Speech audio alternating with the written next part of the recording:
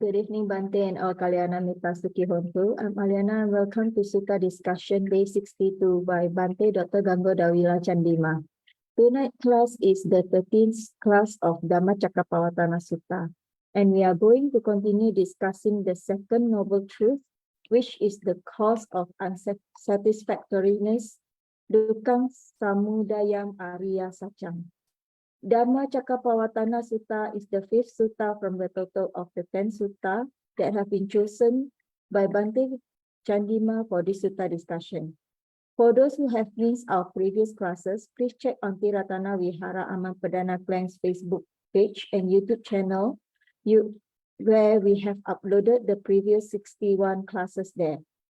The Sutta discussion Zoom class is always open, therefore whoever that wish to join the class via Zoom, where we can engage directly with Bhante, can contact us on Ti-Ratana Vihara Aman Perdana Klang's Facebook Messenger. We are always welcoming newcomers. Our speaker, Bhante Dr. Dawila Chandima, currently is the Senior Advisor at Patisota Canada, a virtual Dhamma organization that helps beginners as well as expert students in learning Dhamma in a variety of ways. Many people are interested in Dhamma Pariyesana, Patisota's most acclaimed interview series, which Bhante conducts on a regular basis. You can check on Patisota with the link www.patisota.blogspot.com. Bhante Dr. Dawila Chandima earned his PhD in Buddhist Studies in 2015 from University of Sri Jayawardenepura in Sri Lanka. From 2012 to 2015, Bhante served as a Theravada Buddhist chaplain at the University of British Columbia, Vancouver, Canada. And in 2016, Bhante was a research fellow at the Center for Studies in Religion and Society at the University of Victoria, British Columbia, Canada. Without further ado, we welcome once again Bhante, and thank you very much for a wonderful talk. Sadhu, sadhu, sadhu. Thank you, Aliana, for introduction. Welcome, everybody. Good evening. Good evening, Bhante. Welcome to our TRV Sutta discussion, day 62, Dhammacakkappavattana Sutta. The second noble truth is our topic today. The second noble truth is going to be the cause of unsatisfactoriness. Dukkha samudayam ariya sacam. Samudaya means the origin, so I would say cause.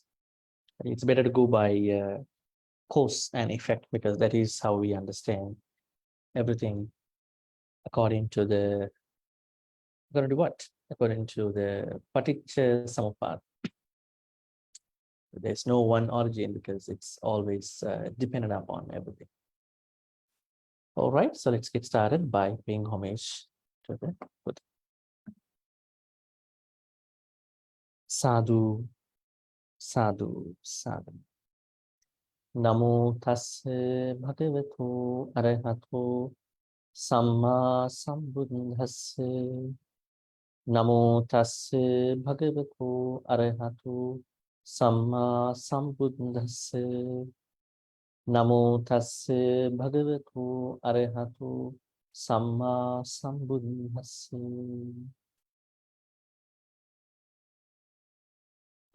Right, so we have Aliana, Lim is over there, connecting us through these technological things.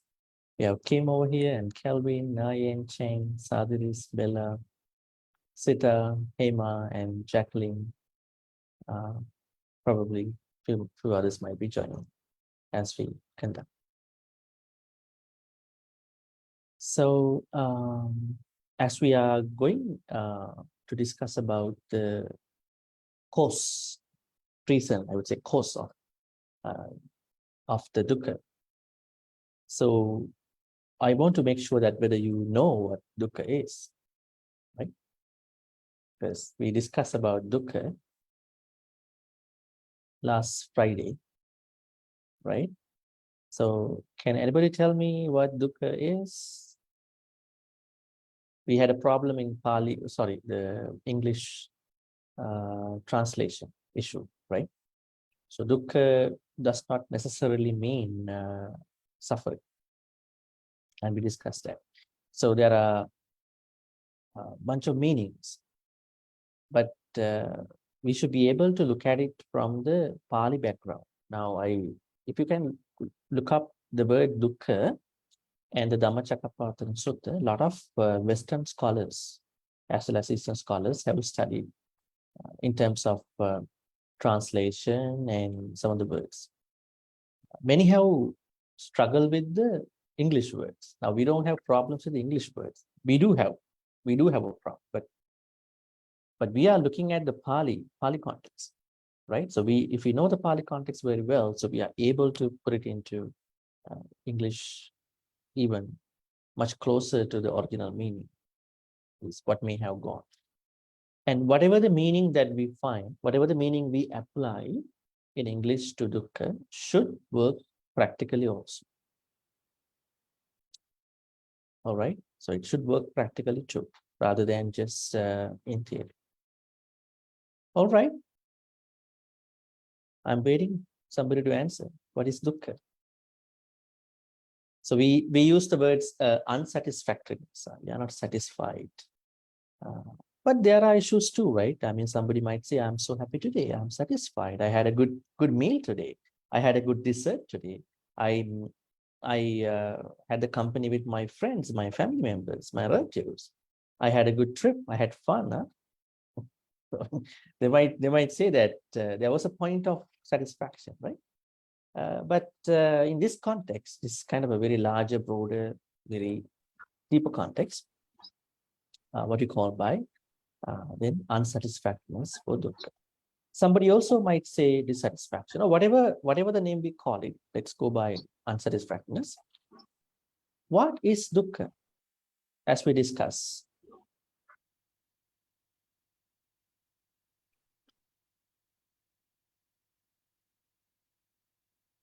Because if I do not have a sense of understanding that you do not know, so it is not good to proceed to the course of that dukkha. What is dukkha? In short, please tell me in short, in a couple words. Dukkha means, oh, really? Are you stuck? What is dukkha? Sankittena panchupadanakkhandha dukkha. That's it. What is dukkha? Sankittena means in brief, in short or in brief, Sankittena panchupadanakkhandha dukkha. Clinging to the five aggregates. All the dukkhas come from clinging to the five aggregates. What are the dukkhas that come from clinging to the five aggregates? Birth, aging, sicknesses, death, being with the people that you don't like, separation from the loved ones. You wish something, but you don't think it is happening. Where are these things coming from? They come from because you are clinging to the five aggregates. That is why. Now, what is the answer to this question? What is dukkha?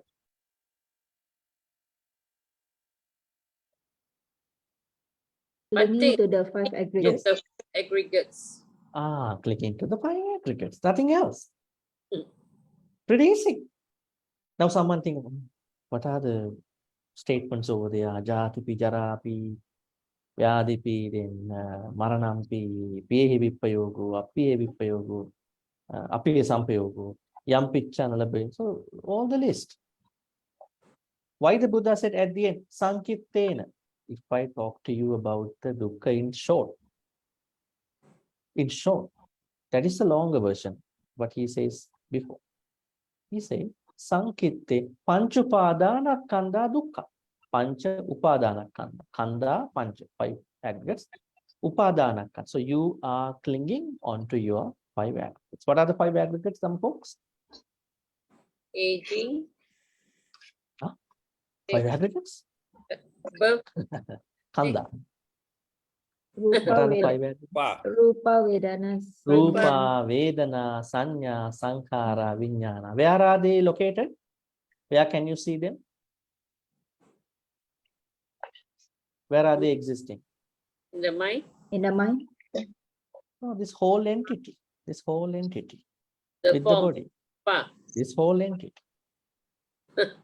I remember one German official came to Sri Lanka, Ceylon, British Ceylon, I think probably in the 18th century, approached a very elderly senior monk here in Colombo, Venerable Hikkadu Sumangala. He asked a very fantastic question. Bhante, can you give me a very simple way to understand 5 aggregates? He said. He just showed his palm and then did like this. 5 aggregates. See this fist. There's no fist without these 5. Fist, 5 aggregates.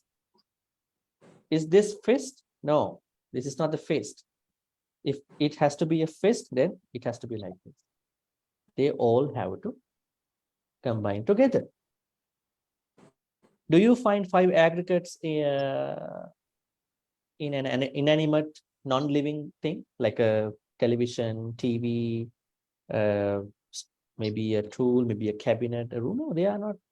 They are not carrying 5 aggregates. They have the 4 elements: Patavi, Apo, Tejo, Vayu.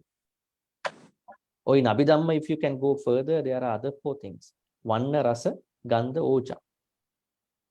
8 pure octet. We say every inanimate, living, non-living, being thing has 8 things. They are the root, fundamental rupas. We call them Suddhattakas in Abhidhamma. We don't need to go to that level because Abhidhamma is a clear explanation. But I always tell people, let's study Dhamma from the early suttas. But just to give you, Sutta Pitaka says there are only 4 elements. That means solidity, then Patavi, then Apo. Fire. What is Apo? Fire. Apo Fire. is not fire. Water, Bhante. Water. Water, fluidity. Then Tejo, heat. Then Heat. Vayu means motion. Motion. Right? Not even these. Now these 4 are available in everything. Even this mouse also has Patavi, solidity. Then if you burn it, you see the pouring stuff coming out. The plastic is going to be overpoured over here.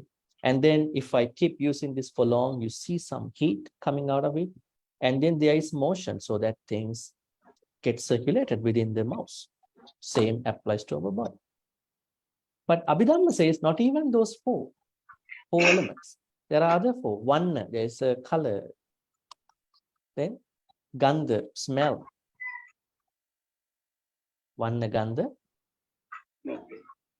Then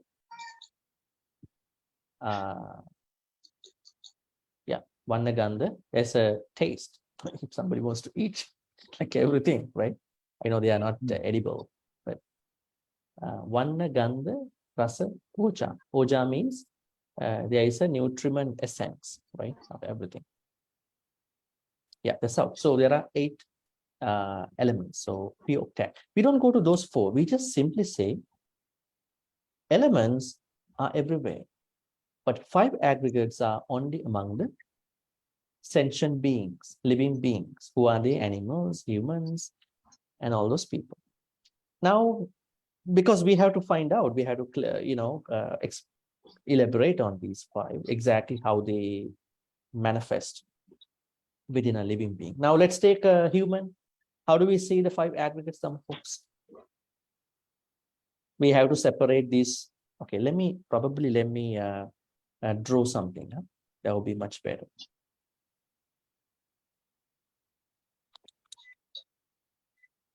Right.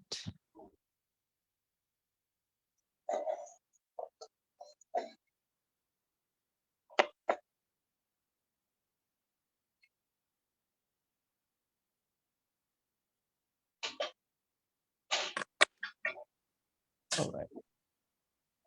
Let's go somewhere here. It's finding a free space. Right.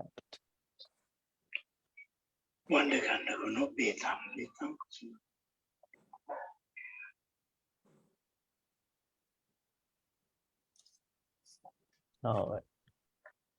Okay, so 5 aggregates, right? we could say Nama, then Rupa. Why I drew like that? If I say this is Nama, if I say this is Rupa, Nama means these are mental factors, mental components, but aggregates, these are physical aggregates, right? Why did I drew like that? Two circles, they Connected. are combined together because without Nama, Rupa cannot survive. Without Rupa, Nama cannot survive, right? Nama, Rupa are together, right? So Nama, now if you take 5 aggregates, now how many aggregates are relevant to the Nama? How many aggregates are relevant to the Rupa? Rupa 1. 1 aggregate for Rupa, then 4 aggregates for Nama. Then Rupa means the whole Rupa, material part. Now, these all are material part, face, everything, this whole Rupa. Even the 32 body parts, they all are Rupa, right? Yes. They all are Rupa. They all have a Rupa. Then, what are those 4? Mental factors. Mental aggregates, what are they? Vedana. Sanya. Vedana. Then, Saya. Sanya, Sankhara. Sankhara, Vijnana. Vijnana. I would say Vedana. It's Vijnana.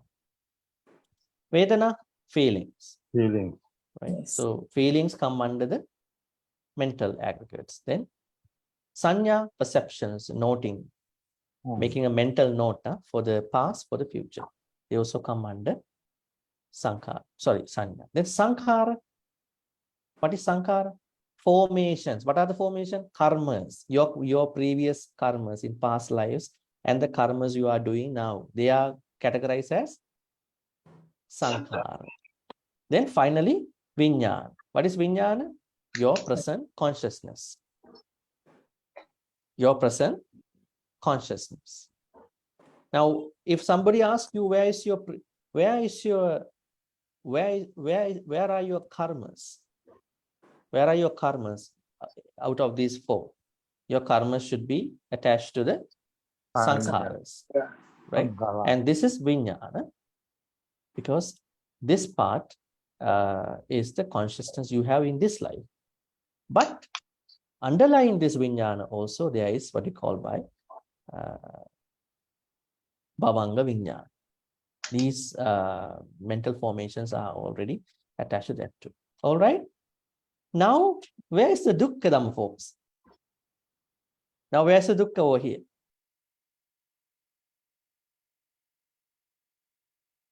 Where is the Dukkha over here? What does Dukkha mean? Clinging to the 5 aggregates. Now, if somebody is going to cling to these 5, then the Dukkha rises. All right? Then the Dukkha rises. How can you cling to these 5 aggregates?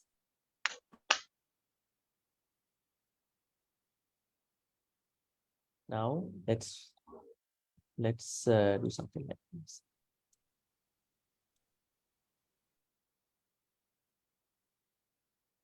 This is Nama, this is Rupa.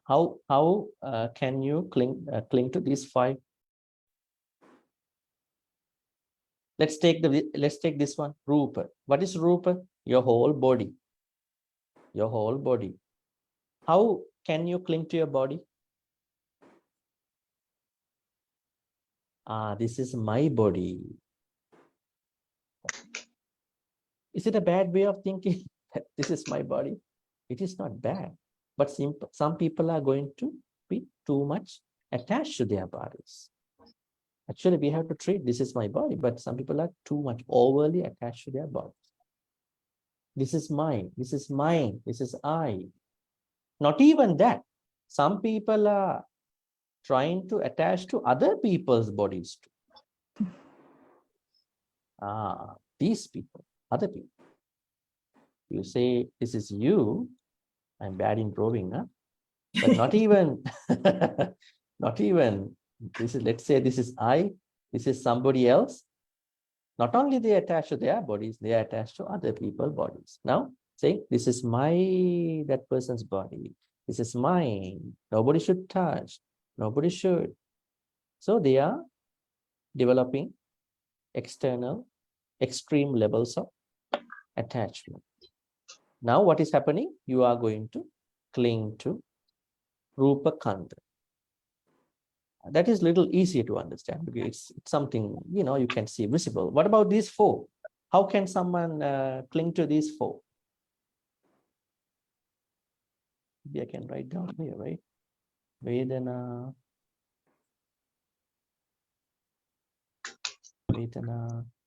Sanya, Sankhara, Vijnana. How come? Yeah, how can someone cling to these five?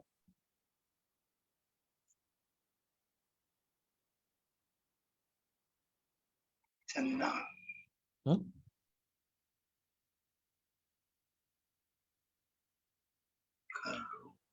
Yeah.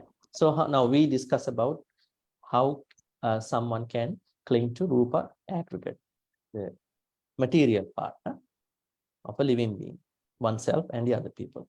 How can someone cling to these four aggregates? Can someone elaborate on that, if you could? That is how you understand the dukkha. Vedana. Now you have your own feelings. What kind of feelings can you get on something? How many feelings? 3. Happy feeling. Three. Maybe I can ask three. from one by one. Looks like there are a bunch of answers. Sadhus? No, not me. Not me. Not you. Somebody else. Vedana got 3 feelings. You said three Uh, feelings. Okay. There is pleasure and no pleasure and neutral. Right. Similar answer. Yes. Anybody else? Be careful, huh? Not be careful. Be prepared that I will be asking how you will cling to your feelings after that. All right. Others? How many feelings are there? 3 feelings, I think. I'm quite Huh? sure. 3 Three feelings. feelings. 3 feelings. In one sutta, I think probably under Samyutta Nikaya, somebody asked the Buddha, why did you characterize feeling to be 2 in one place, feeling to be 3 in one other place, feeling to be 6 in another place, feeling to be 8, and so forth? The Buddha said, yes, depending on the person, when I'm teaching the Dhamma, especially the teaching of Vedana, I have to classify into 2, 3, 6, so and so forth. Right? Yeah. So there is no problem of the classification. But generally, there are 3 feelings, as you said, Vedana. What are they? Sukha Vedana, Dukkha Vedana, Pleasant Adukkha feeling. Masukha Vedana.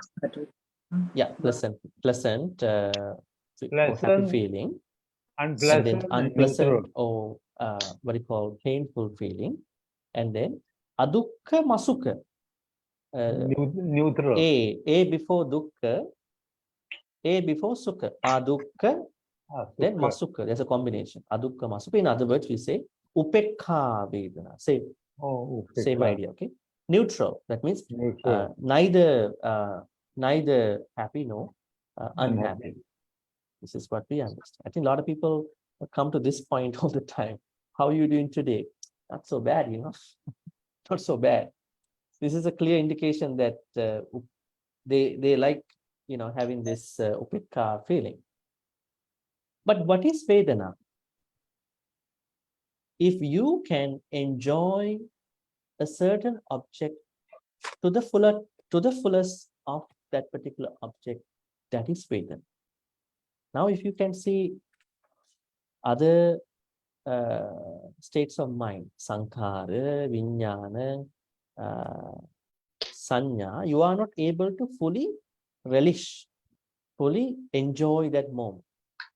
I mean, in a good way, bad way, or upekha way, okay? Neutral way.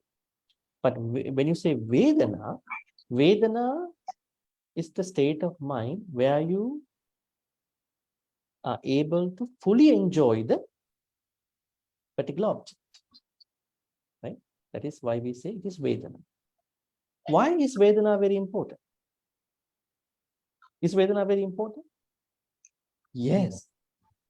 In Abhidhamma, it says you can stop your tanha at the level of Vedana. Because you continue to Vedana, tanha, because you can't take Vedana in control. Vedana in your management. That is why things go haywire. Tanha, upadana, then bhava, jati, paccaya, jara, mara. So in Abhidhamma, it says they make a circle. In that circle, they talk about a couple of the joints where you can, especially with regard to the Patisamuppada, avijja, paccaya, sankhara, vijnana, nama, rupa, salayatana, passa, vedana, so on and so forth. And then the earliest place where you can deconstruct the becoming, which is what we're going to discuss at the end today, under Tanha, can be stopped, can be deconstructed at the level of Vedana. That means, in layman's words, I would say, if you can take care of your Vedana, you are able to practice the Noble Eightfold Path very easily. You are going to be a very happy person. Actually, happy person also come from Vedana, right? Happy person, happy means that I am happy. It's a Vedana, right? It is when you say, why do you want to be attain Nibbana? Because I want to be happy forever. Happy, that is a part of Vedana too. That means Vedana is such, I think, the most important place, not like Upekka, but if you understand how to take care of your Vedana, you will be able to take everything under your control. Now, on the other hand, if you can look at most of the suttas that we see in the Sutta Pitaka, Vedana is what you call is also the place where you create a lot of papanchas, proliferations. If you look at Madhupindika Sutta, what is proliferation, Dham folks? Proliferation, papancha, the process of papancha. In Buddha's teachings, Buddha says, making an akusala does not happen in a non-linear way. What is non-linear way? It does not happen out of a process. It happens mostly in a linear way. But karmas are not linear. They are non-linear. When you create karmas, you don't know how they're going to affect you. It's very unpredictable because it is not in our control. But the way you're going to create your akusala is mostly linear, through a linear process. That linear process is called papancha, the process of papancha. That means you should know, if you want to check, did I do akusala today? Did I lie? Did I slander? Did I say bad words? Did I gossip? Did I kill? Did I steal? Did I misbehave? Did I, create some of the very strong, greedy thoughts? Did I create wrong view? Did I create ill will? So if you really want to check, then you can check with the what you call linear process called papancha, because what you call papancha happens in a linear way. Let me tell you, there you will understand how much does Vedana play in creating akusala, ukusala.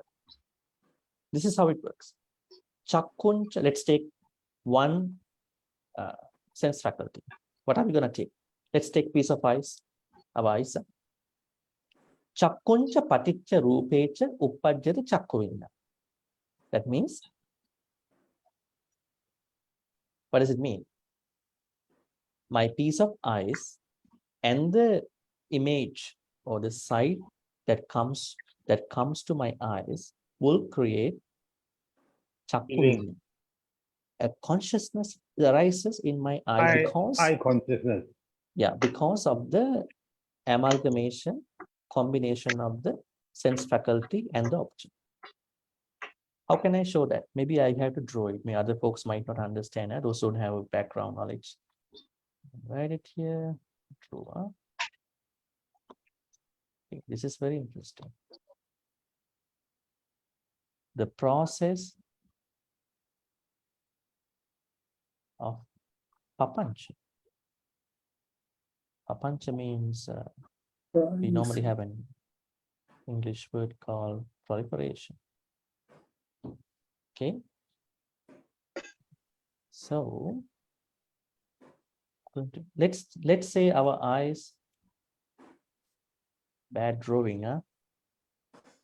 Eyes. Now this is a box. Okay. Whatever. Now my eyes going to see this box, right? Contact. So this combination is called, what do you call it? Papancha. Chakku. Pali over here. Chakku. Vinyana. Eye. Consciousness.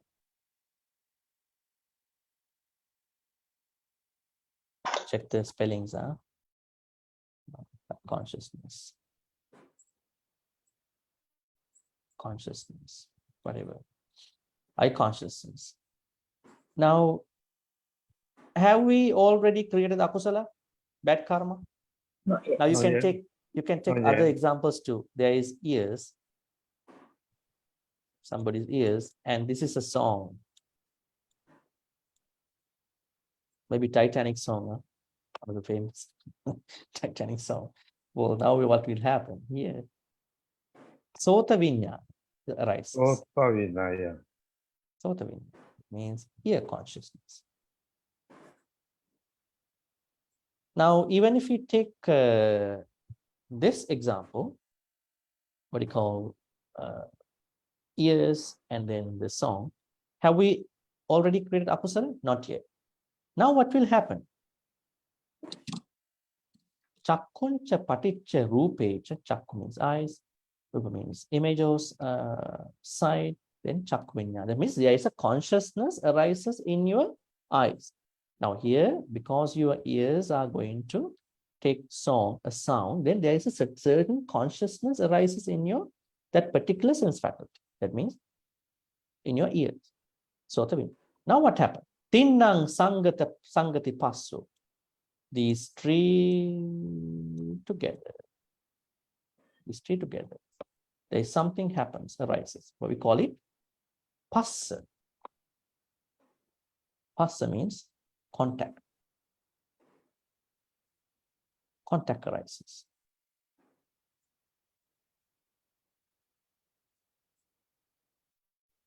Have we already created akusala? Not yet. Not yet. Still the sensory things happening. Huh? Passa. Now after that, after passa, we'll go this way. After passa, passa paccaya vedana. Now the certain type of vedana arises. It can be a happy feeling, it can be a painful feeling, or it can be a upekka feeling. How about at this point? Have we already created akusala? Not yet. Not Still yet. not yet. But this is a perfect place for us to control, like take a control over our process here. Because if you clearly use your mindfulness to understand the Vedana part, then I think the rest will be okay. But mostly it doesn't happen. Then Vedana, yang vedeti tang sanjana. That means perception arises. Perception arises. You give a note, you make a note for that particular feeling. Then yang sanjanati tang vitakketi. You rationalize. This is not the television I saw in the other shop. This could be good, you know. Maybe this is not good. This is cheaper. There's no good qualities, you know. And yang vedeti tang sanjana. Yang sanjanati tang vitakketi. Yang vitakketi tato nidanam papanya sanya. This is the process of the regular process of the proliferation. Now here you create all the akusalas. Now if you could see sense faculty, internal sense faculty, external object, particular sensorial consciousness. Then you create passa contact. Through passa, you make Vedana to arise. Because of Vedana, you make Sanya to arise, perceptions. Because of perceptions, you make Vitakka to arise. Because of Vitakka, you make finally all the, what you call, rudimentary, hardwired akusala to arise. All right? I mean, this is in addition to our discussion. I just wanted to tell you how this works. All right. Is that a complex formula to understand akusala? A little bit complex to me. But it's not complex because we know that this is how we are creating akusala. Now, what is the good news over here? The good news is that you can stop your akusalas at the point of Vedana. Right? How do we stop akusalas happening at the place of Vedana? If we are mindful, then I clearly understand this is a happy feeling. Happy feeling is happy feeling. I am not going to be overwhelmed by that feeling. And this is a painful feeling. I'm not going to create dosa, anger, hatred to that feeling. Whatever the people associate with that feeling. Normally people do throw the frustration at others. You are the one who have without you, this could have done properly. People try to pick on different people, different things. When some people don't find people, they even try to hit boxes, even walls, right? They try to even stamp, right? Very angry, not happy about it. They can't take the dukkha feeling, I would say, unhappy feeling. Then, if it is a upekka type of feeling, if you understand it is just upekka, then you are pretty good. You are not creating an akusala. So that means before we talk about tanha today, as a reason, as a cause of the, what do you call, the cause of the unsatisfaction, dukkha, we must understand how does tanha work? How does tanha play in the process of the dukkha?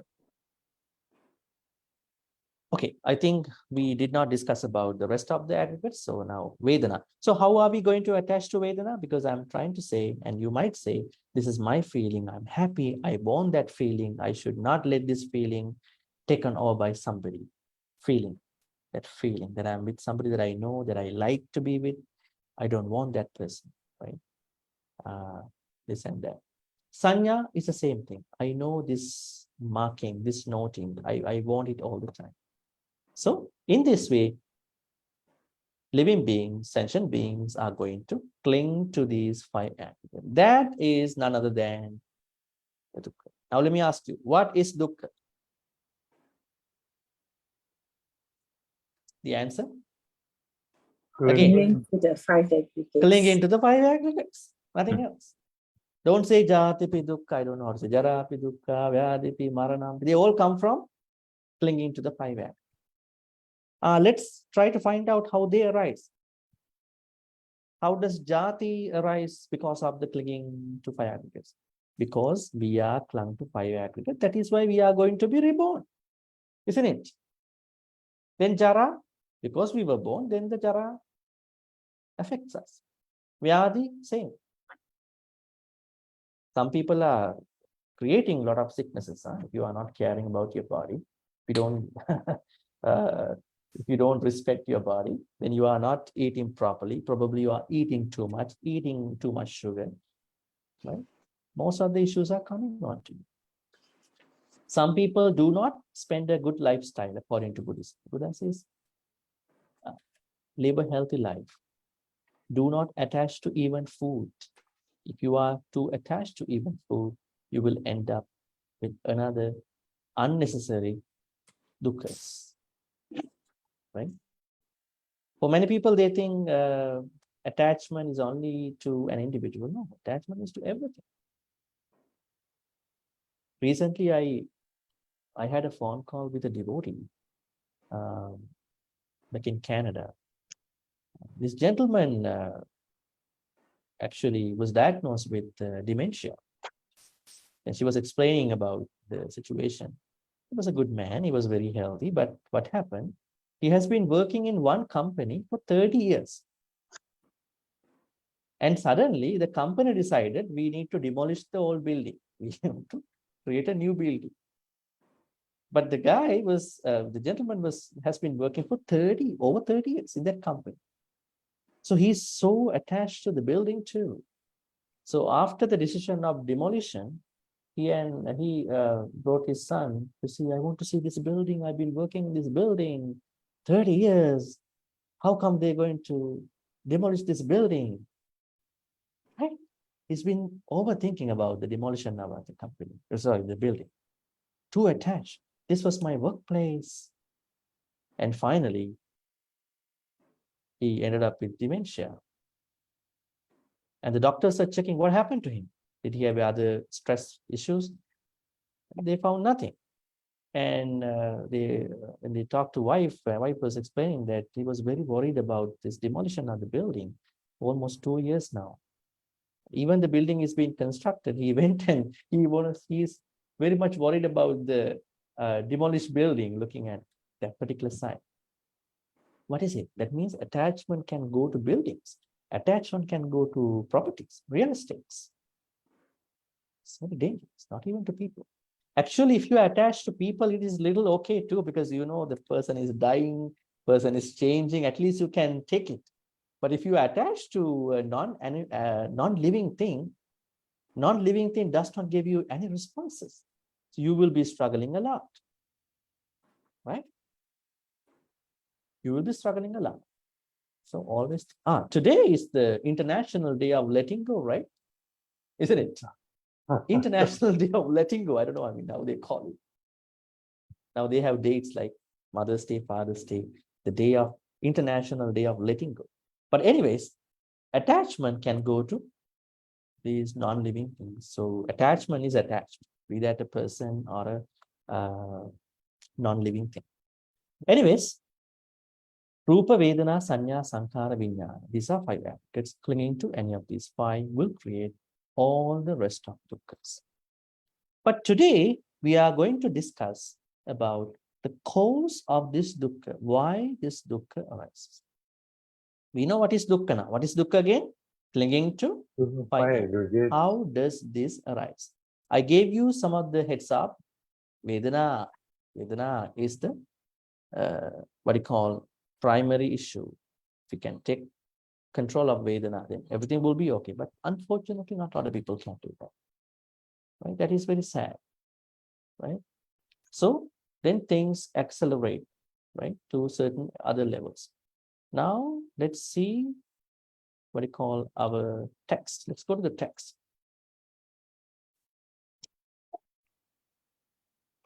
All right.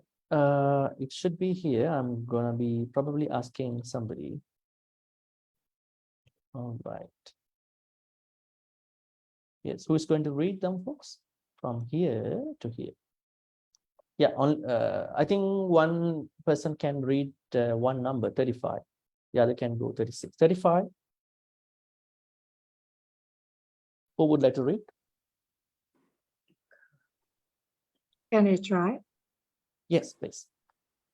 Idam ko panapikave dukkha samudayam ariyasatjam. Can you repeat again, Bella? Start again. Yes, please. Idam ko panapikave dukkha samudayam ariyasatjam. Oh, great. All right. So the pronunciation is also a good thing to learn, right? Idang ko pana bhikkave, not bhikkave, bhik H sound, bhikkave dukkha samudayam ariya satcham. Because these H sounds are aspirates.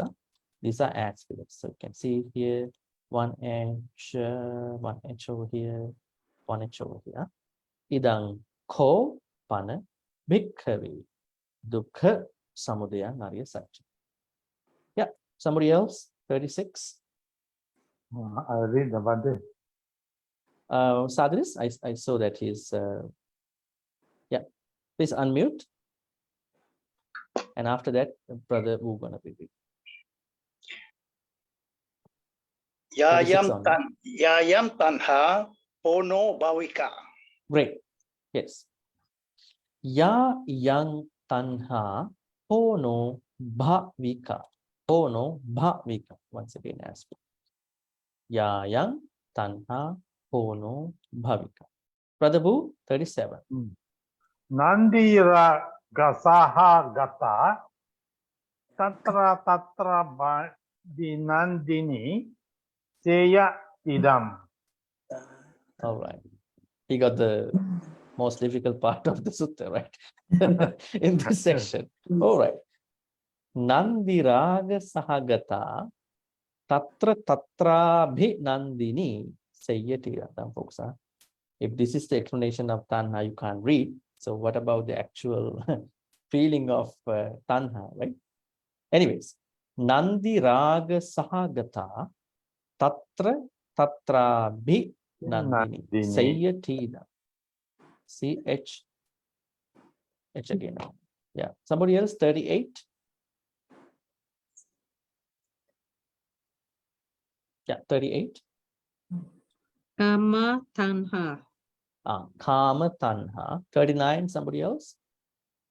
Bhava tanha. Bhava tanha. Number 40. Vibhavatanha. Vibhava tanha. H. This H must be pronounced properly. Otherwise, all right. That's it. And I think after that, we are coming to what do you call? Yeah, the third truth. All right. Let's see the translation first. Idang ko pana bhikkhave dukkha samudayang arya satcham. Now this monks is a noble truth of arising of dukkha. Let's use dukkha or unsatisfactoriness over here. Samudaya, what does samudaya mean? Cause or origin. Bhikkhave means monks. Ya yang tanha pono bhavika. Now, in short, what is the cause of dukkha? Tanha, right? Tanha is the cause, right? Tanha is the cause. What kind of tanha is the cause? The tanha that leads to rebirth, right? Pono bhavika. What is pono? Pono bhavika. What is pono? What's the meaning of pono? Pono means Continuation. Continuation or continuation. Continuation or Then what kind of continuation or Bhavika. Bhavika means Existence. life. I Life. will say in simple word, life or existence. That means this tanha, that is the cause, this tanha leads us to further lives, many lives, next lives, right? Then now you understand why we have been reborn here, right? Is it because of something else or tanha? It is because of tanha we have been reborn, and we will be reborn if we do not attain spiritual attainments. And now tanha is further explained in other adjectives. What are they? Nandiraga sahagata. There are two words to understand. Let's do something like this. Should be this one. Yeah, I liked it. Nandi. Nandi. What is Nandi? Nandi means delight. Delight. Then raga, that means lust. Lust. Sorry, that means delight and lust. Lust. Nandi means delight. Raga means lust. Sahagata means connected with. Now the tanha creates next lives. At the same time, tanha is connected or associated with delight, nandi, and lust. Not even such. Tatra tatrabi nandini. Tatra tatrabi, seeking delight, and here and there, wherever you have delight and lust, you are going to be There. delighted in each places. Wherever you create tanha, then inside the tanha you have delight and lust, and you are going to be delighted in each of those places. Then you might be a little bit confused about the primary nature of the tanha. What is the primary level of tanha, Dhamma folks? The primary akusala with tanha. Lobha, because of the lobha. Now, tanha is the expanded version of lobha, actually. Because you initially start with lobha. How can I say that? Now, when you really like somebody, when you really like something, do you initially start with tanha or lobha? Lobha means greed. Where do you get started? Do you start with the tanha, the expanded version of the attachment, or just a certain attachment or greed towards that? You will start with the liking. You will like it first, or like him or her first. And then that like will develop into Craving. a certain attachment. And that attachment will further develop into greed. Lust.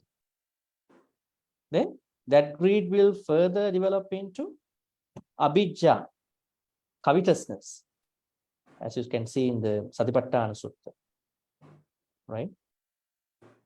And then that covetousness will develop into tanha.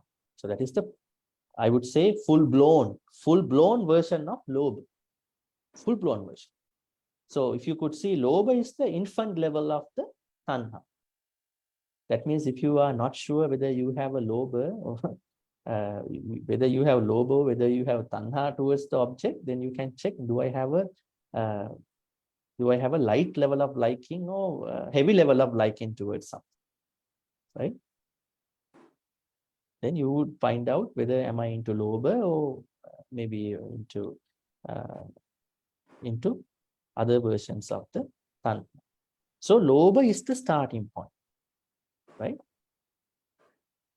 Actually, the real starting point is liking, and then attachment, and then so on and so forth. Right? Now, you have come to the point of tanha. Now you have tanha that has the power of creating next life. Billions, trillions, I don't, you can't say a number, next lives. And you have come to the tanha which associates with delight and then lust. Actually, we say nandi means delight and lust. Not even that, you have the tanha that will take you to delight in each of the places that you want to be with. All right, that is the fundamental definition of tanha. How many tanhas are there in this sutta, Dhammacakkappavattana Sutta? It's pretty clear. Kama tanha, bhava tanha, and vibhava tanha. Craving for sensual pleasures, craving for becoming, craving for non-becoming. Now let's elaborate on these three tanhas. Okay, how do we understand kama tanha, Dhamma folks? Kama tanha, kama means sensual pleasures. Bhava means becoming, like you're going to become, you're going to be reborn. Huh? Then vibhava means non-becoming. Huh? That means you think that this is the last life. You will end up with an annihilation. Right? This is my last life. And you could say if you attain Nibbana, right? There are other people who say this is only the life and I will not be reborn again. So we can do whatever we want. That is Vibhava Tanha. Let's find out what Kama Tanha is. What is Kama Tanha? Sense pleasure. Hema? The sense pleasure, Yeah, sense attachment to pleasures. the six sense, the base sense, attachment to all this, Mhm. hearing, the eye, and the nose. What the is six a base sense. what is the textual way of saying this? There's a sutta given by Arhan Maha Arhan Sariputta called in the Vibhangas Samyutta Vibhanga Sutta. In that sutta, he says, Kama Tanha goes by Rupa Tanha, Saddha Tanha, Gandha Tanha, Rasa Tanha, Pottabha Tanha, Dhamma Tanha. Mm. You won't have Chakku Tanha. Chakku is very innocent. Huh? Your eyes are very innocent. Your ears are very innocent. Your nose is what you call very innocent. I would now say smelling part. Your tongue is very innocent. Your body is very innocent. Your mind is very innocent. Are they really innocent? They were. When you were born, they were very innocent. You victimized them. We victimized those six, unfortunately. They were very innocent. If you want further proof, go check a baby. Very, very honest. Telling the truth. Right? Very much being at the moment. No problem. No additional external things coming to their mind that much. Then the problem is not with your sense faculties, not with your eyes, not with your ears, not with your nose, not with your tongue, not with your body, not with your mind. The problem is how you going to manage the external objects into your sense faculties. You are not capable in doing that. You are not very skilled in doing that. You don't have a lot of kusala ability to in managing how to bring them to certain levels, certain places. That is the problem. That is why Arahant Sariputta says it is not Chakkutanha, it is Rupatanha. So you have craving for the sights, images. Then you have craving for the sounds, Sadhatanha. You have craving for the smell, Gandhatanha. You have craving for the taste, Rasatanha. You have craving for the touch. Are people struggling with the body, or are they struggling with their touch? I like this comfortable seat. I want to sit here. You sit over there. I want to sit here. Right? They are looking for the touch, not the body at that point. And then that is what you call Pottabha Tanha. Then finally Dhamma Tanha. What is it? Dhamma Tanha. Do people have Tanha for the Dhamma? What is it? Interesting. The last Tanha under the Kama Tanha is Dhamma Tanha. What does it mean? What do you think? What do you think about the thing? Huh? What is it? What do you think? What do you think about it? How can it get connected to Dhamma? What are the objects to your mind? Dhamma. It's not Dhamma. It's Dhamma. When you say Dhamma plural, it is not the doctrine. Dhamma means phenomena. Thoughts. Phenomena. That is another way to say our thoughts. Dhamma and Dhamma are two things. Right? Dhamma means phenomena. I would say thoughts. Even on the other hand, there are people who have craving for the Dhamma too. That is not a surprise. Have you seen the people, okay, these Dhamma books I have to protect, nobody should touch them, I have to keep them in my cupboard, in my this and that.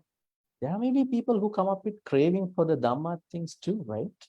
Even temples, even Buddhist things, even temple things, even their Dhamma practice. That is another area. But the Buddha meant Dhamma Tanha in the context of people can create tanha for their thoughts. How do people create that? Today morning, I've been very happy. I was in a very good mood. My mood was very good. I was having a bunch of positive thoughts, but this guy messed up with me and then destroyed, ruined my happiness. Okay. So that's an attack towards a bunch of thoughts.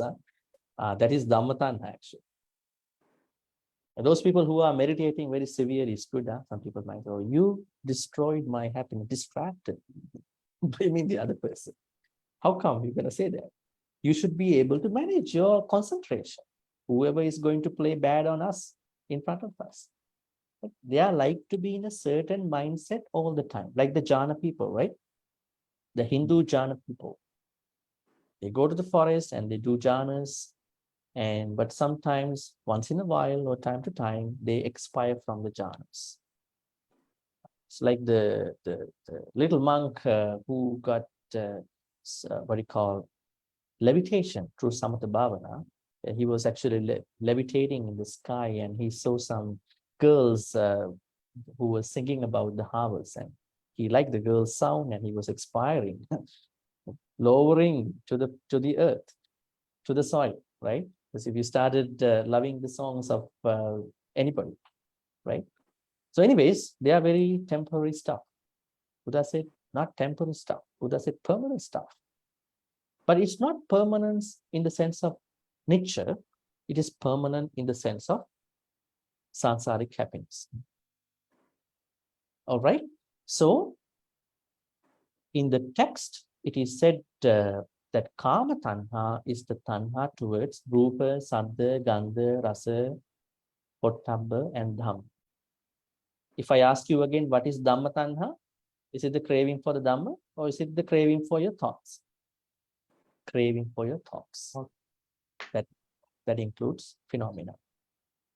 Now that is what do you understand by kama tanha. Now let's talk about bhava tanha. Bhava tanha. What is bhava tanha? Continuation. What is bhava here? Bhava.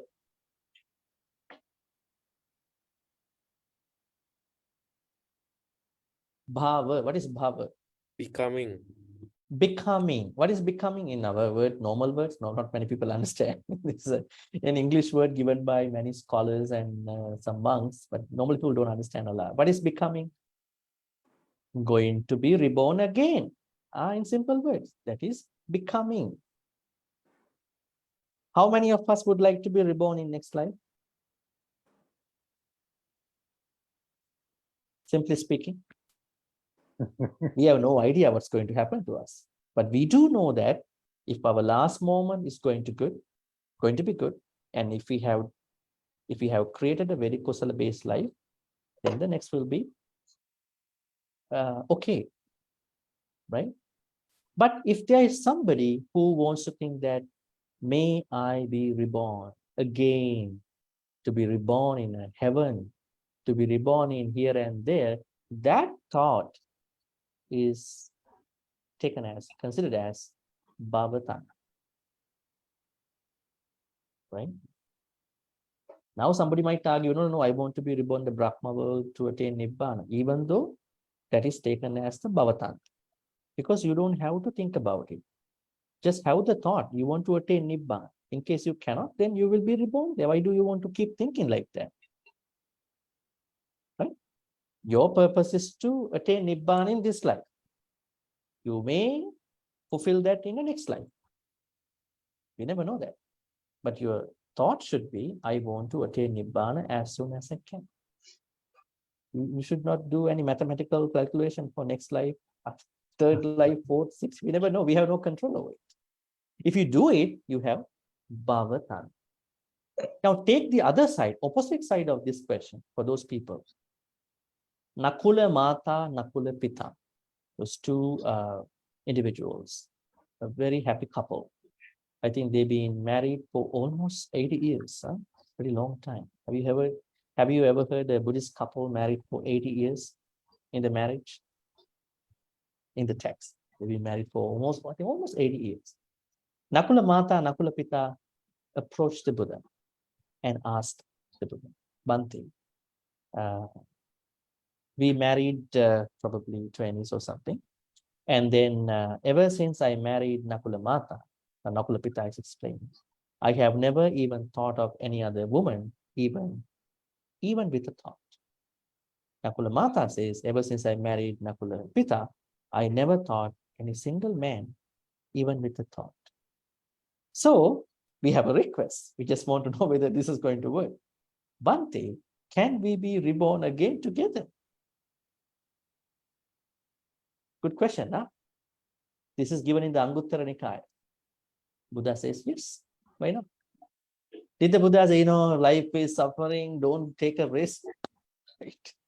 Don't take a chance, life is suffering, everything is anicca. No. He was looking at what they are asking. You don't want to attain that point. The Buddha says, yes, depending upon 4 things. If you both have a similar level of trust, saddha, samasaddha. If you both have a similar level of morality, samasila.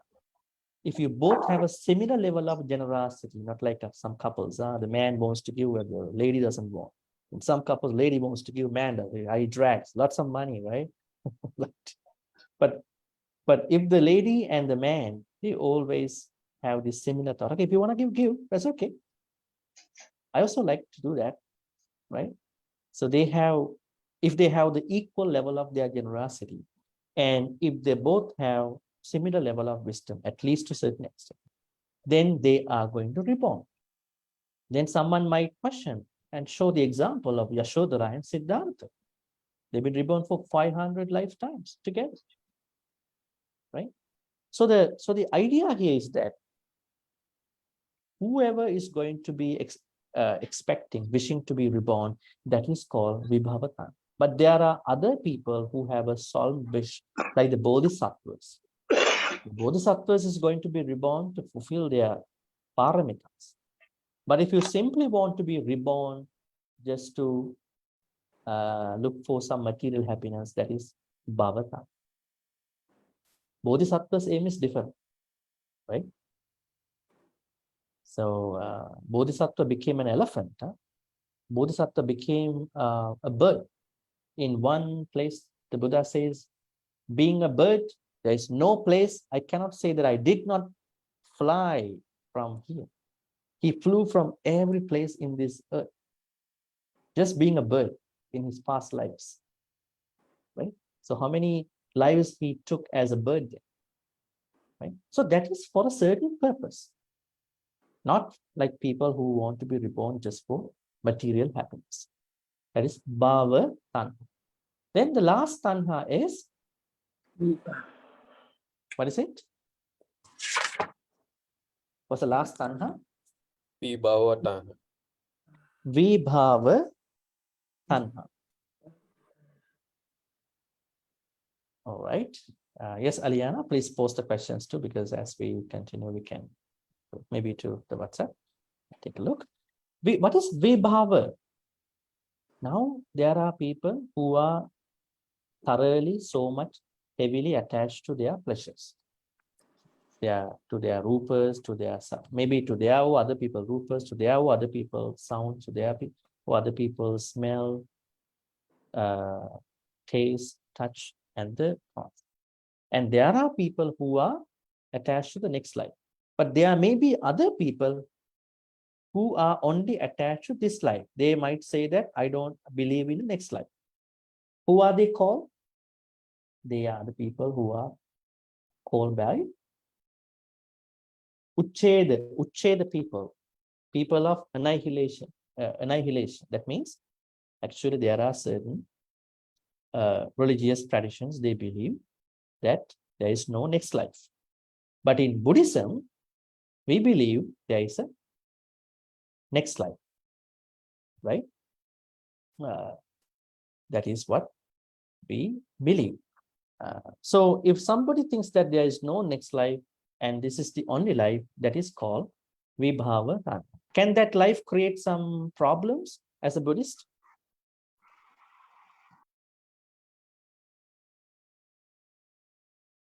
If you think that there is no next life without becoming an arahant, can that life create some issues for this life? What is the motivation for many people to do kusala in this life?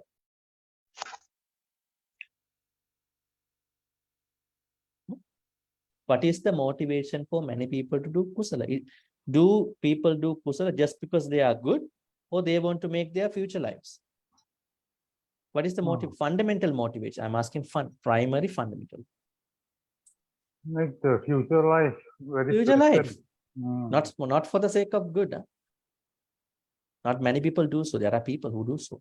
Actually, we should do good things, not for a future life. Do dana for this life. I want to clean my mind at that point. Right? I want to practice metta because I don't want to be angry. I don't want to waste my every moment of my life. Right? So we should not attach any good karma to future life. Do good every time. Then if you are going to be reborn, it will take care of you. Right? If there is rain, do you want to flush anything? Do you want to clean the outside? You don't want to clean outside. There is rain, massive rain is over there. You don't want to water, right? You don't want to water the plants when it is showering, right? When it is in rain. Unnecessary effort, right? Useless effort, time wasting. That means do good for that particular activity. When you are offering dana, venerable monks are going to consume this dana so that they can continue their Dhamma practice. That is my happiness, and I also practice my Dhamma. That kind of it. You might say, yes, my father passed away last week. I want to give merits. That is of course, an honest, innocent thought. That is okay. But by thinking, okay, today I offered this thing, may I be reborn in this kind of a life? May I get this comfort, that comfort? It's actually like depositing money and expecting interest. It's a very trivial level of thinking, right? That is not a good way of thinking. But there are some of the teachings in the Khuddaka Nikaya where we see such things. We have questions about those, how they got into the text. But in early texts, Buddha always says, do not expect anything. Right? As some people say that if you give with your right hand, don't let the left hand know that you gave with the right hand. You know? It is such a very, what do you call, deep level of generosity. All right, Vibhava Tanha means we know that unless we attain Nibbana, our life continues the next lives. But what we have to understand with Tanha is that Tanha starts in this life, and then Tanha has been starting from previous lives too. But here we see Tanha is in this life. At the same time, Tanha, some people create more Tanha even by doing good things. It's funny, right? Even when they are doing good things, they are creating Tanha. Some people are creating Tanha for next life by doing bad things too. Killing other people, stealing other people's stuff, misbehaving, doing bad speech, doing, doing impure actions, right? And there are other people who might also think about that there is no next life. So this is craving Tanha. Now, there are questions of why the Buddha said Tanha is the cause. Why it was not avijja? I think all of you know the word, avijja. Actually, avijja is the root cause. But inside avijja, because nobody creates avijja, avijja arises in a mind of tanha. Right? When you create tanha, you create avijja too. That is why the Buddha says your unsatisfactoriness primarily comes from creating kama tanha, bhava tanha, and vibhava tanha. Mostly kama tanha and bhava tanha. Because as we see, all of you understand that the life continues, our bhava continues. So we should not attach to the bhava rather than creating kusalas. All right. Any questions?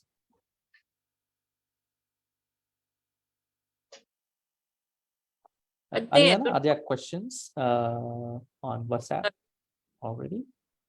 Bhante, Maybe. I don't know Yeah, what is okay. what is Yes, what is avijja? Avijja, very good question. Avijja is the root cause of our sansaric life. Why we are reborn, why we are going to be reborn again and again. Avijja means ignorance. Ignorance about the Four Noble Truths. Actually, these Four Noble Truths. But we are not simply creating avijja. We create tanha. That is why we are ignorant. Because we are creating tanha, craving. That is why we are very ignorant about the Four Noble Truths. Thank you, Bhante.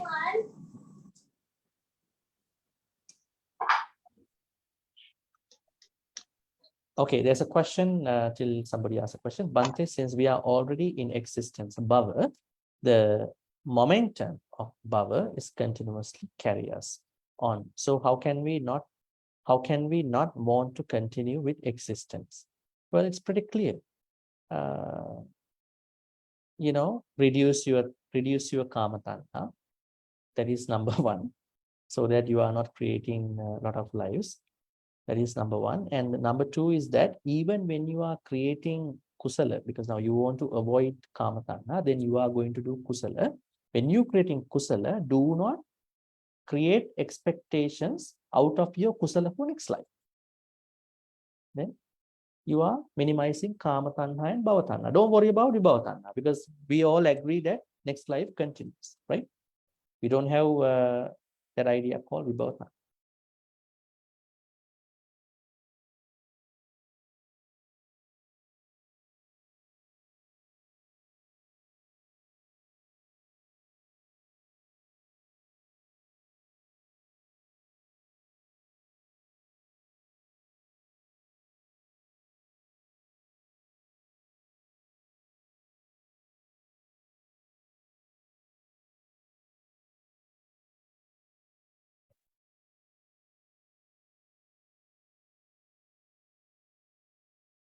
Other questions about today's topic? Maybe topic for last Friday, Dukkha Arya Satya, and today Dukkha Samudaya Arya Satya. Bhante, I have a question. Just now you said Dharma and Dhamma is different. What is Dhamma? Yeah, Dhamma is the doctrine of any teacher. We could say Dhamma of Jesus, teaching of the Jesus Christ. Dhamma of Islam teaching. Dhamma of Hindu, Dhamma of the Buddha. So Dhamma's primary meaning is doctrine, teaching. But when you say Dhamma, plural, in Buddhism, Dhamma means mental properties initially. That means phenomena. Yes, let's say my thinking, my thoughts, you could say universal laws, right? They all are taken as Dhamma, plural. So the spelling is the same? No, you have to add the long A at the end. Dhamma. For the Let me show you. phenomena. Yeah, let me show you. I say now this one, Dhamma. Actually, we have to make a capital letter for this one. This is what we understand by doctrine. Doctrine, or maybe teaching.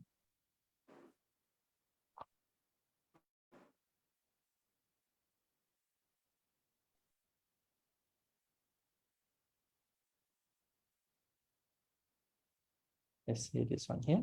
And then we take Dhamma. We don't make it capital. Why is it?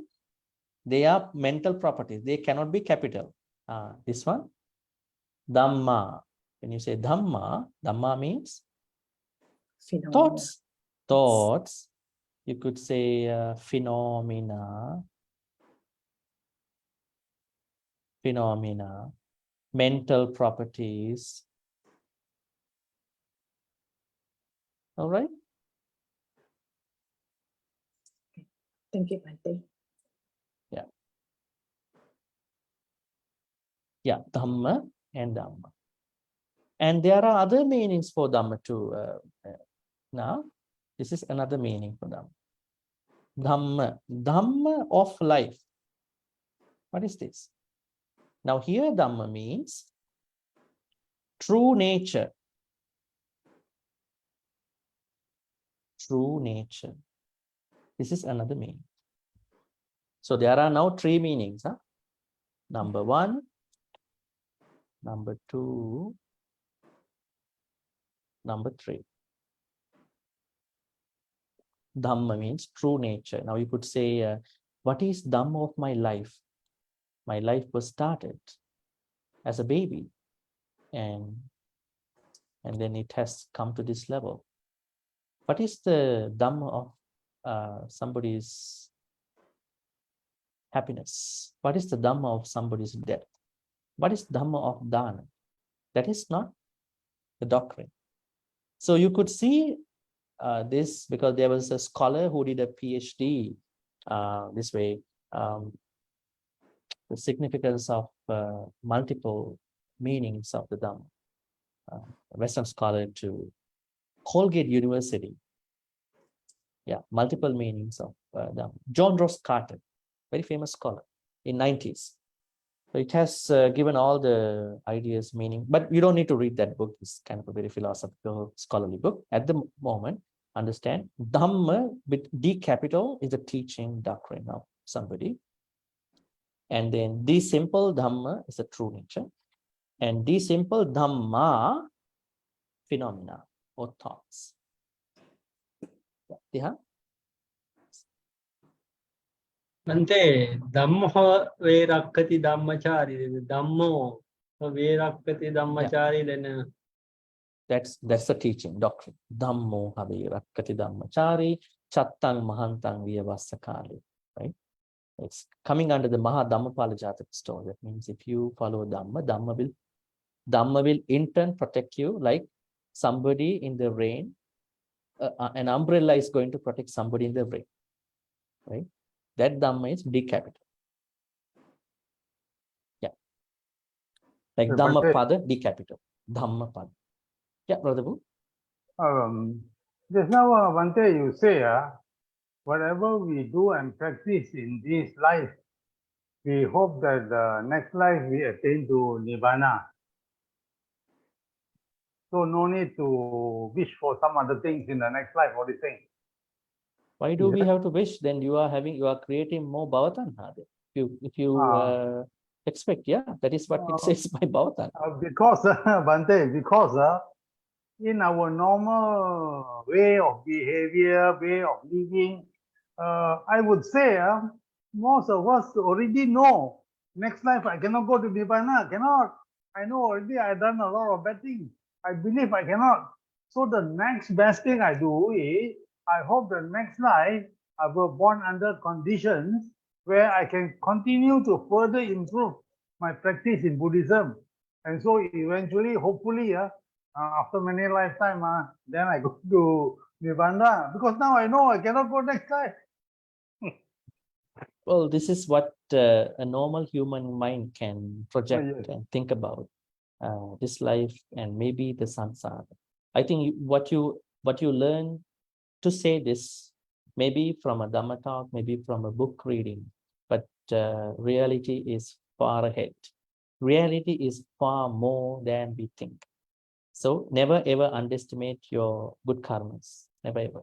So it is said that, according to this teaching, it is said that lessen, reduce your karma tanha. Do not expect material things for next life. So if you reduce karma tanha, what will in turn happen? You are creating a massive level of kusala. Massive level of kusala. You are gradually reaching, probably you are very much getting closer to the Nibbanic level, maybe at least Sotapanna. Now, what people are doing is that, oh, these are very difficult. Let me do it. Let me take a chance. Go to the next life. How are we going to know that next life will be a good opportunity for you? How can someone say like that? That's very dangerous to think like that. Because Monday, there's I heard this and they use two terms two terms to describe the Dhamma practice. They call it, the first one is the Nibbanic Buddhist and the Kamatic Buddhist. So that is why there is this distinction. Kamatic Well, I means mean, in English, people can separate, use those kind of words, and I'm not worried about those terms. Actually, I'm not concerned about it, because if we know the true Pali Buddhism, we don't need to worry about these terms. Actually, I don't like to separate people, because now if we tell the truth to people, everybody has a wonderful opportunity over here. Why we want to separate people? You are Nibbanic, you are Kamatic. That is unnecessary. It is because those people who are saying whatever such thing, they are separating people. Say whatever you do, these are not taking you to Nibbana. Respecting statues is not good. That will not take you to Nibbana, right? Well, some might say rationalizing Buddhism all the time, that also might not take you to Nibbana. So we should have a perfect balance. Respect Saddha and Panya, and then walk through the path. So do not get bothered by these words. Simply listen to them. Never walk away with such places. Simply listen to them. You are the one who should understand what such things mean to us. Otherwise, we don't need to classify anybody, because if you look at the historical events of the Buddha, also the teaching, we cannot separate people like that. yes. Thank you, Bhante. Yes. We'll take one more question and then we'll finish.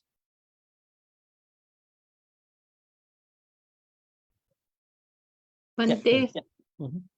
may I ask about this craving for continuation or to reborn? Is it talking about rebirth, or is it talking about people having aspiration to be a anagami or arahan? Or they shouldn't have this aspiration of all to think about continuation of another path? What does Bhante have to say? Yeah, that is why I say Bodhisattva is giving up the closest opportunity to become an arahant, and then take a risk and going to fulfill paramitas, and finally going to be the Sammasambuddha. Huge risk, right? We are not bodhisattvas. I mean, unless you are in the path, right? On the path, right? So, what we have to understand by the word bhavatanha is anybody who does good karmas to be born in good places. Oh, to be right? born. Yeah, to be born in good places. Okay. We have no question about the rebirth. We all believe rebirth exists. So we don't have vibhavatana. None of us have vibhavatana. We know that bhava continues. So what we understand by bhavatanha is anybody who thinks, who expects, who wishes to be reborn, right? Who wishes to be reborn in this painful, what do you call, unimaginable and unwise sansaric journey, which is a very dangerous journey. We call the sansara is an ocean, right? It is an ocean. The Buddha says in one of the suttas, Patala Sutta, interesting name, huh? Patala. Patala means the bottom of the ocean. You can't, even the sunlight does not go to that level of the ocean. It's very black sea down there. So Buddha says, if people cannot take care of their Vedana, they will fall into a bottom that is even higher than the bottom of the ocean, sansaric ocean. So sansaric ocean is dangerous. So never ever even think that I want to. Well, I mean, if you are a Sotapanna, you are not expecting a next life. Life just continues. Life just continues because you are Sotapanna, you will attain Nibbana. You are not saying, okay, next life I'm going to fulfill my rest of my sansaric journey or Nibbanic journey. You are Sotapanna, Sakadagami, or Anagami. That kind of person never expects. But the Bhavatanha can be clearly understood by people who want to be reborn for happiness, whatever happens, but not to attain Nibbana. So it is always good to think that I really want to attain Nibbana in this life, although I cannot. Why not? My thinking, Nibbana is thinking. At least you have the thinking. You are ready to attain Nibbana. You might not make it. You are ready. I'm going to attain. So that thinking is the most important thing. Just imagine you die one day. The thought comes to you, I want to attain Nibbana. You die at the same time. Your thought is so precious, the highest thought, highest wish that someone can have. Yeah, but never expect next life, that life, this life from any kusala activity. Think about the bad people. Next life, I'm going to kill you. Think about the opposite of that. That is more dangerous than that, right? You did something very wrong. In the next life, I'm going to be reborn in your womb. I'm going to kill you. Actually, this happened in one of the stories in Dhammacakkappavattana, actually. All right. Thank you, Bhante. That's it. We're going to then transfer the good karmas. May all the good karmas that we've been accumulating today be transferred to all the departed relatives who passed away in the name of all of us. If the departed relatives were already reborn in a place of pain, may they be able to be reborn in a place of comfort because they can't practice the Dhamma. And then if they are already in a place of happiness, may they be able to learn, practice, apply the Dhamma, and finally attain the supreme bliss of Nibbana. Sadhu, sadhu. Idam me ñāti nang hotu sukita hontu ñātayo. Idam me ñāti nang hotu sukita hontu ñātayo. Idam me ñāti nang hotu sukita hontu ñātayo. May all the good karmas be shared by all the devas, nagas, and mahitikas. May devas, nagas, and mahitikas be well and happy. May they protect and bless all of you for good health, quality of life, prosperity, safety, and happiness. May the Deva, Naga, Mahitika also finally attain the supreme bliss of Nibbana. Sadhu, sadhu, sadhu. Ittavatacha ammehi sambhatang punya sampadang sabbe deva anumodantu sabba sampatti siddhya. Ittavatacha ammehi sambhatang punya sampadang sabbe bhuta anumodantu sabba sampatti siddhya. Ittavatacha ammehi sambhatang punya sampadang sabbe satta anumodantu sabba sampatti siddhya.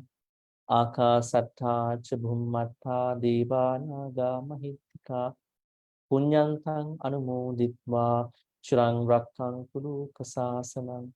Akasatta cha bhummatta devanaga mahitika punyantang anumoditva chirang raktang kuru sanam.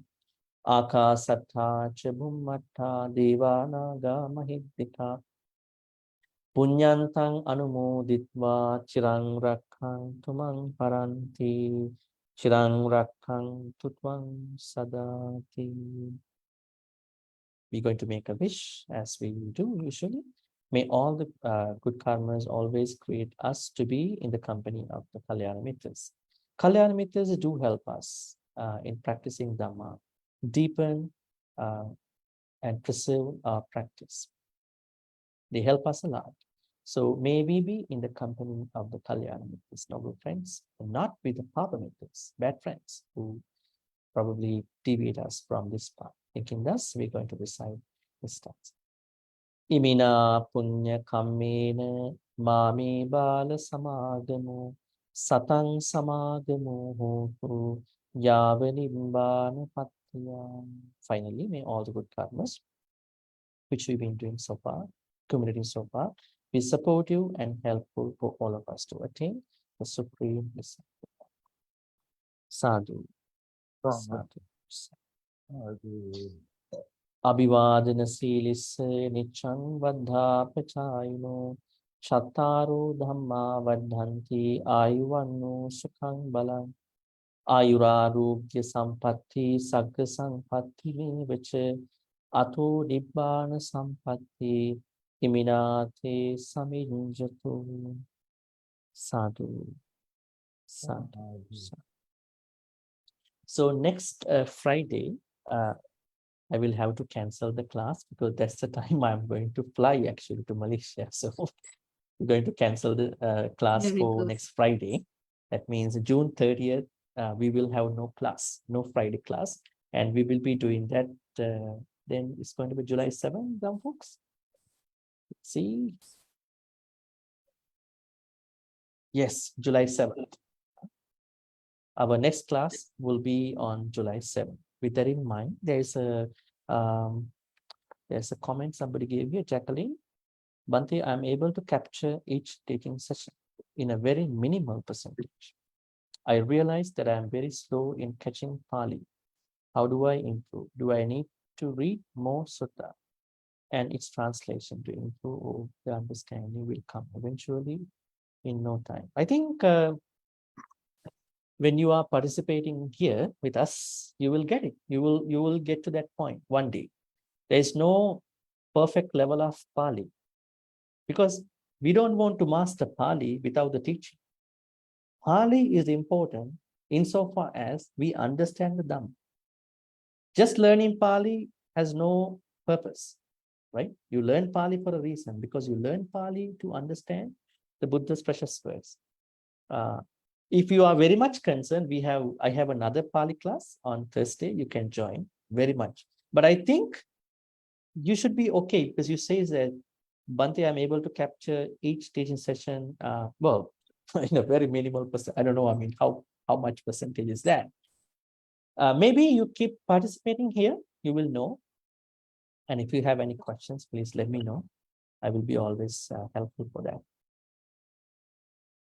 Okay. Yeah, Jacqueline, that's what I can say. If you want more in Pali, you can come to our Thursday class. That's at 6 p.m. actually, from 6 p.m. to 7:30 p.m. Malaysian time. Thank Yeah. you. And don't worry Bhante. about Pali, because we want to learn Dhamma, not Pali. But Pali has to be understood through Dhamma. Yes, you need some Pali, but to the level of the doctrine. Right? Otherwise, if you go to only Pali class, you will get messed up. Probably, because it's a language. If you master a language like Puriso Rukkam Patati, the man falls from the tree. That has no bearing to what you want to learn. Panatipata Viramani Sikkhapada and Samadhyana. Maybe you learn from what you actually read, chant every day. All right, so I think